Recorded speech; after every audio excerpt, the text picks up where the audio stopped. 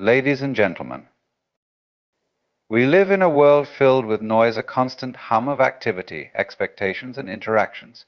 It is a world that tells us to be busy, to surround ourselves with others, and to chase after external achievements. Yet there are those among us, the people of God, who choose a path that seems counter to this frantic rhythm. They choose loneliness. But what does this choice truly mean? Why would someone in pursuit of the divine seek solitude? First, let us begin by differentiating between two concepts that are often confused: loneliness and solitude. Loneliness is the feeling of isolation, the aching void that arises when we believe we are disconnected from the world around us. Solitude, on the other hand, is a deliberate choice to be alone, a conscious retreat into silence where we can find clarity and peace. The people of God choose solitude, not because they are afraid of the world, but because they are drawn inward, toward the divine. The world often tells us that fulfillment lies in relationships, in social validation, in external achievements. But the people of God understand something deeper. They understand that true fulfillment cannot be found in the approval of others or in the noise of daily life. It is found in the quiet, in the stillness, in the intimate connection with the divine within. Solitude is not an act of rejection of the world. It is, in fact, a profound act of embracing the world at its deepest level. In solitude, the soul is free to explore its true nature, free from the distractions and expectations imposed by society. It is in this space that one can truly encounter the divine, not in the crowds or the social obligations, but in the silence where all external voices fade away. The journey inward is often a solitary one. Like the seed that must be buried in the soil to grow, the soul must sometimes retreat into darkness to undergo its transformation. In this sacred solitude, growth happens deep, spiritual, and personal.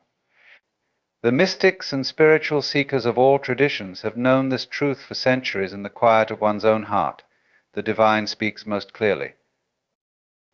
In the silence, the people of God find that they are not alone. It is in this emptiness that they discover the fullness of the divine presence.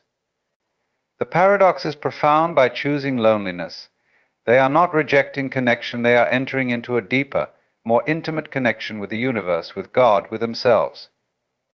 The external world fades, and the internal world becomes the place where everything is known, understood, and experienced.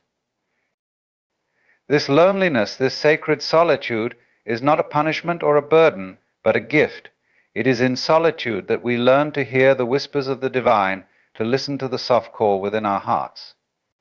It is in this space that we dissolve the boundaries between the self and the other, realizing that we are not separate from the world around us, but one with it. The dualities of self, another man, and God fall away in the presence of divine oneness. So why do the people of God choose loneliness?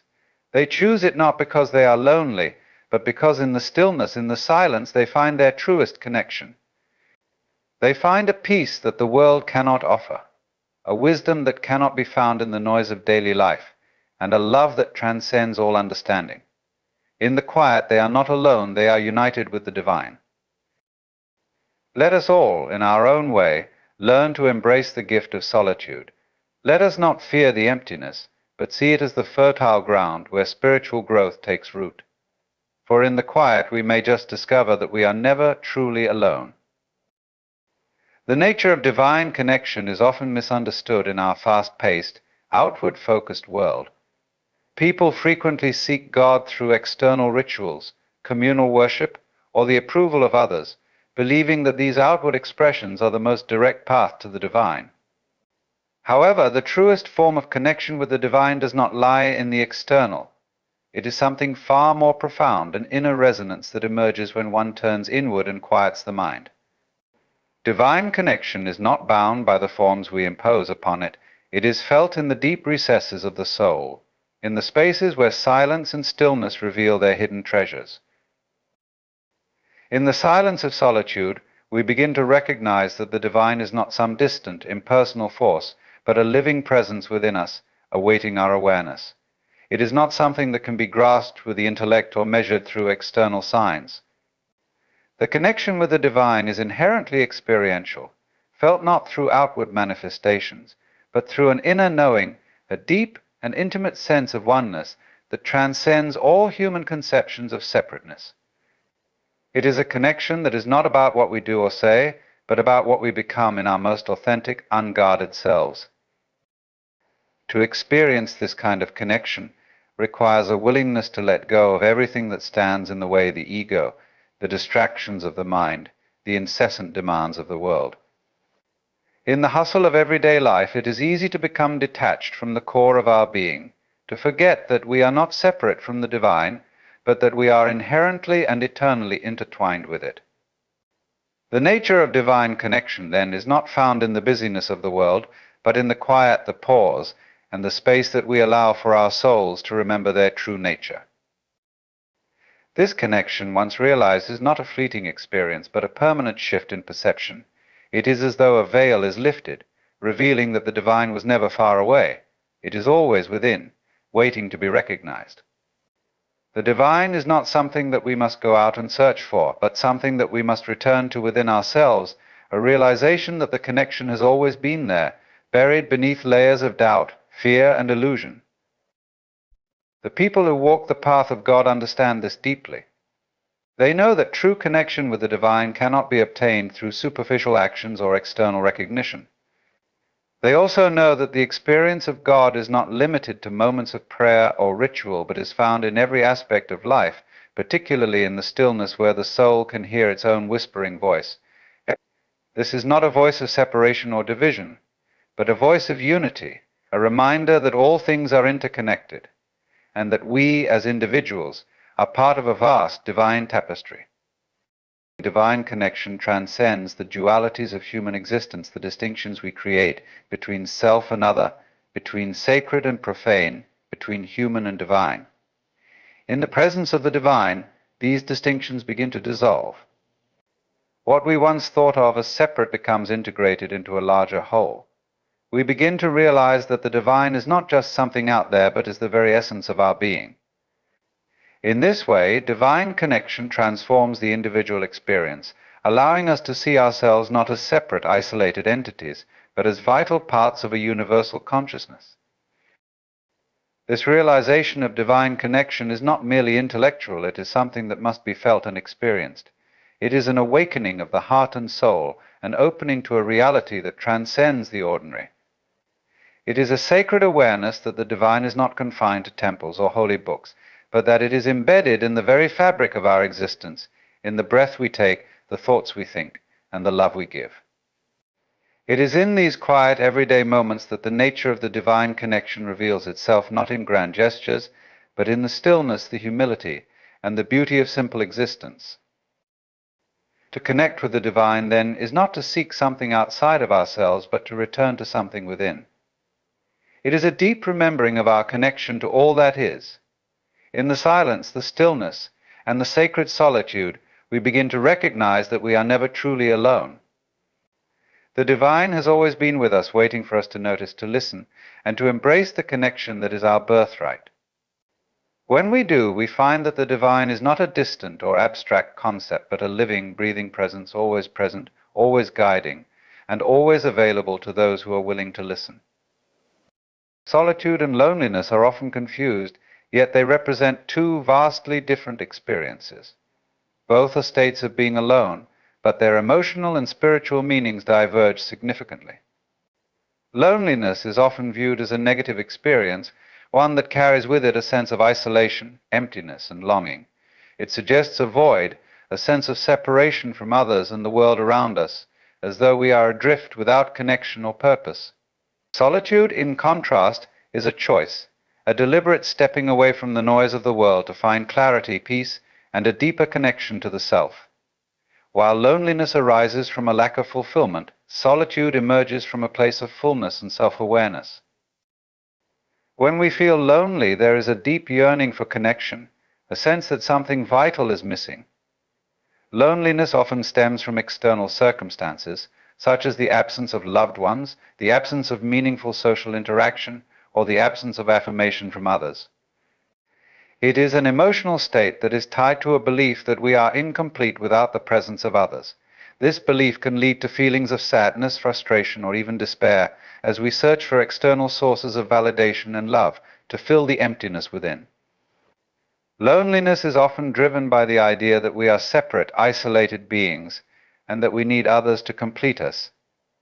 In contrast, solitude arises from an entirely different source.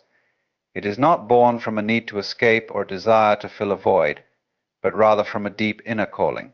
Solitude is a space that allows us to reconnect with ourselves, to listen to our inner voice, and to explore the depths of our consciousness.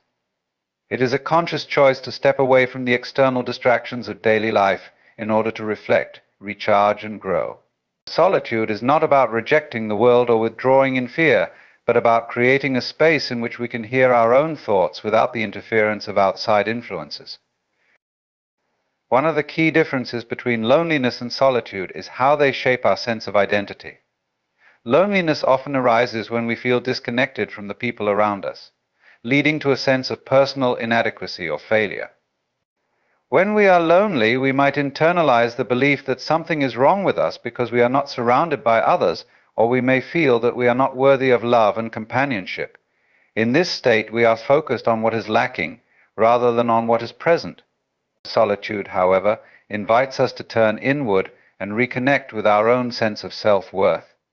It allows us to reflect on who we truly are, free from the expectations or judgments of others. In solitude, we are reminded that our worth does not depend on external validation, but on the acceptance and understanding of our own inner being. Solitude has the power to bring clarity and insight, allowing us to see our lives from a fresh perspective. It is in the quiet moments of solitude that we can reflect on our choices, our path, and our deeper purpose. Without the distractions of the outside world, we can tune into our intuition and hear the whispers of our soul. The stillness offers us an opportunity to reconnect with our innermost desires and dreams, unclouded by the noise of social pressures or the opinions of others. In solitude, we can heal, grow, and become more attuned to the divine presence within us. Loneliness, on the other hand, can be a source of suffering because it feeds into the belief that we are not enough on our own.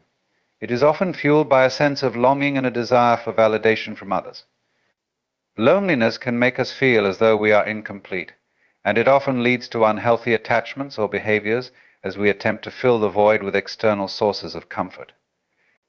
When we are lonely, we may feel trapped in a cycle of searching for connection, unable to find the peace we seek because we are focused on what we lack rather than what we have.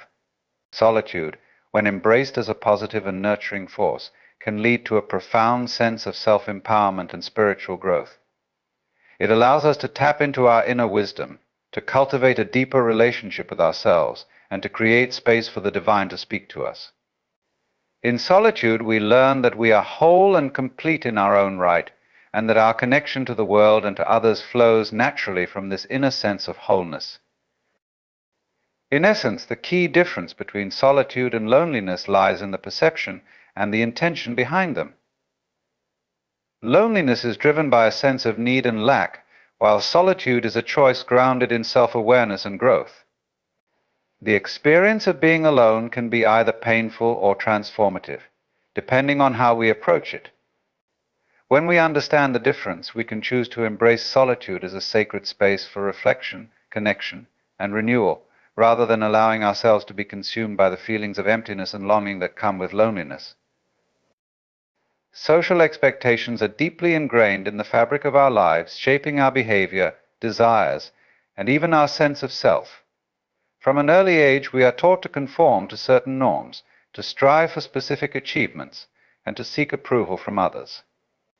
These expectations often come from family, peers, society, and even the media, creating a blueprint of how we should live our lives. Yet beneath the surface of these well-intentioned societal guidelines lies a profound illusion. The illusion that we must meet these expectations to be valued, successful, or even loved keeps us locked in a cycle of striving, comparison, and self-doubt. The first illusion is that we are defined by what we do, what we have, or how we are perceived by others. Society places immense value on outward achievements, academic success, career milestones, material wealth, and social status. We are conditioned to believe that our worth is tied to these external markers, and that if we fail to meet these standards, we are somehow lacking or less valuable. The truth, however, is that true worth is not measured by these transient accomplishments. Our intrinsic value lies in our being, not in our doing. We are worthy simply because we exist, and no external validation is required to prove our worthiness. This illusion creates an unending cycle of comparison. We look to others to determine whether we are succeeding or failing, measuring our lives against theirs. Social media amplifies this effect, presenting curated snapshots of seemingly perfect lives, careers, relationships, and achievements. The constant barrage of ideal images leaves us feeling inadequate, questioning our own paths and decisions. We may find ourselves chasing after goals that are not our own, but that we believe we should desire because they are glorified by society. The pressure to conform to these ideals creates an artificial sense of happiness and fulfillment, one that fades as soon as we realize that we have been living according to someone else's script rather than our own authentic desires.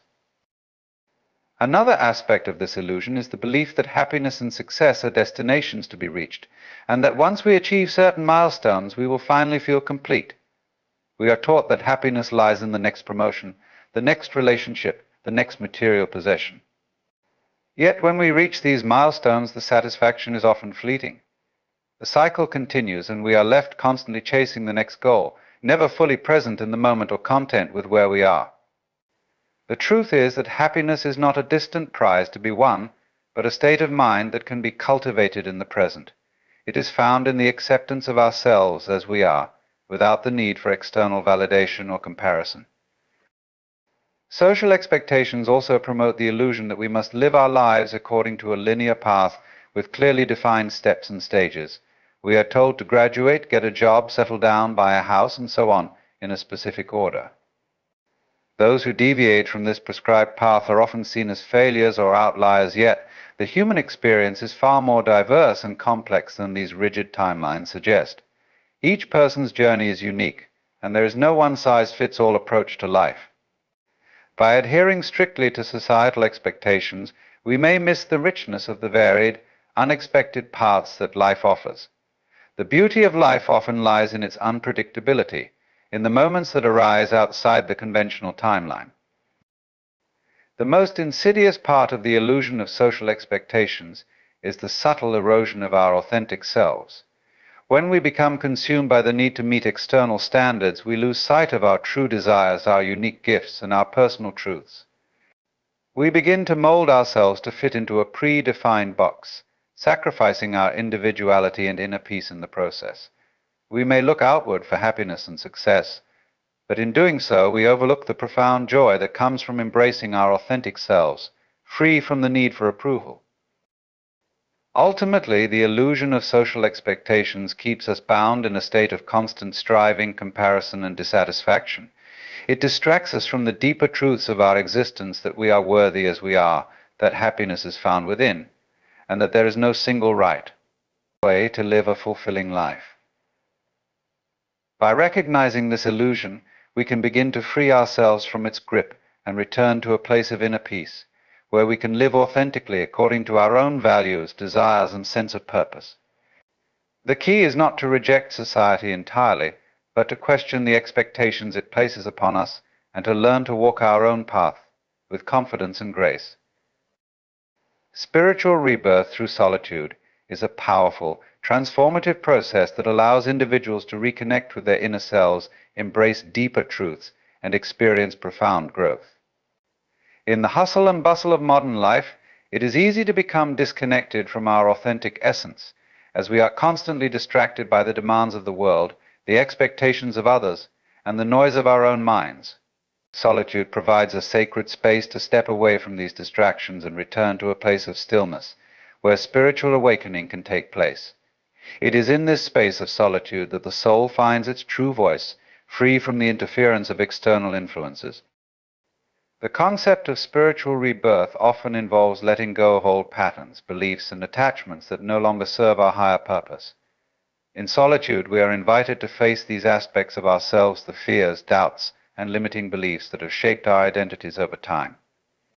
Without the external distractions that typically keep us occupied, we are left to confront the parts of ourselves that we might otherwise ignore. This confrontation is not one of judgment, but of acceptance and understanding. It is an opportunity to shed the layers of conditioning that have accumulated over the years, allowing us to rediscover our truest form. Solitude offers the necessary space for this internal shedding, much like the process of a seed breaking through the earth to emerge into the light. The darkness of solitude is not a place of despair, but of potential.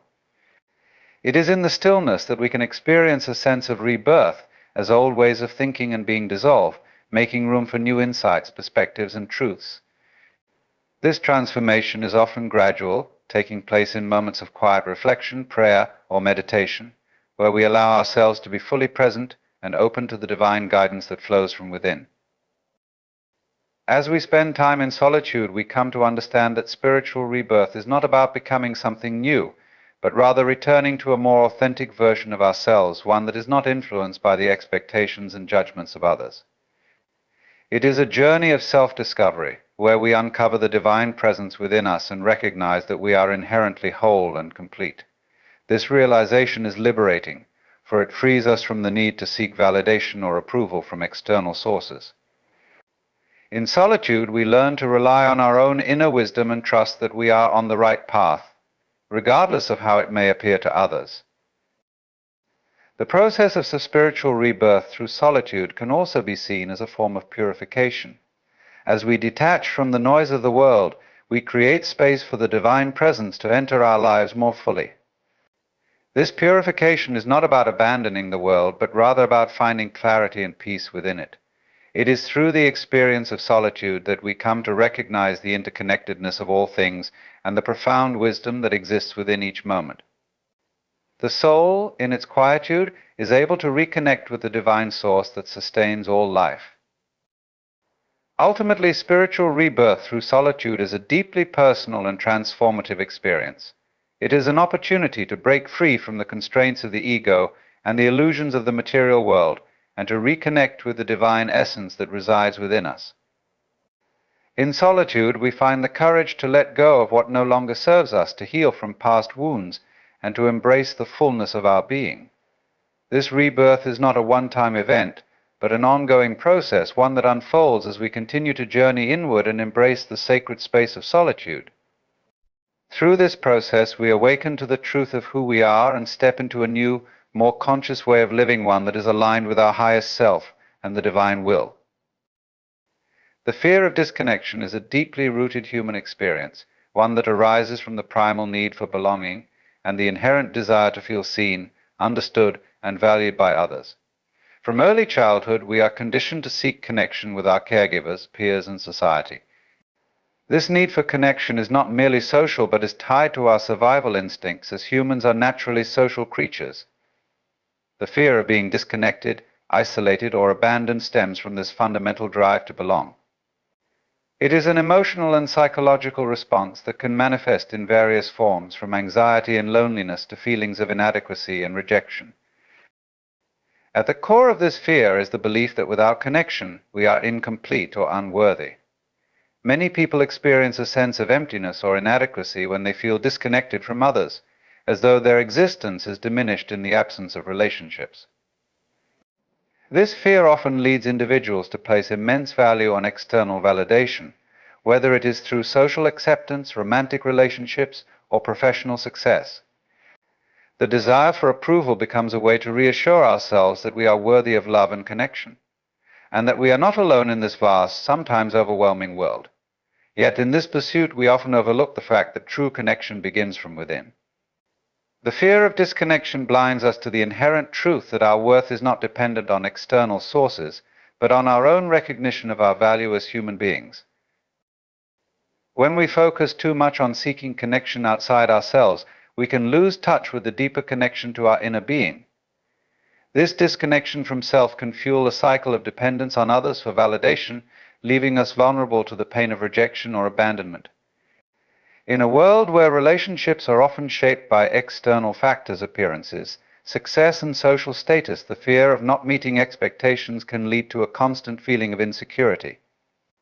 We may find ourselves modifying our behavior, beliefs, or values to fit into predefined molds in an effort to avoid the perceived threat of disconnection.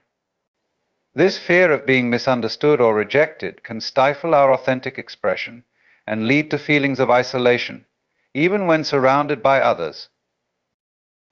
Ironically, the more we fear disconnection, the more we perpetuate it. By focusing on external validation and allowing our sense of self-worth to be dictated by others, we create a divide between our true essence and the person we project to the world. This false self often becomes a barrier to genuine connection, as we present a version of ourselves that we believe will be accepted, rather than allowing others to experience the real, unguarded version of who we are. Thanks for watching.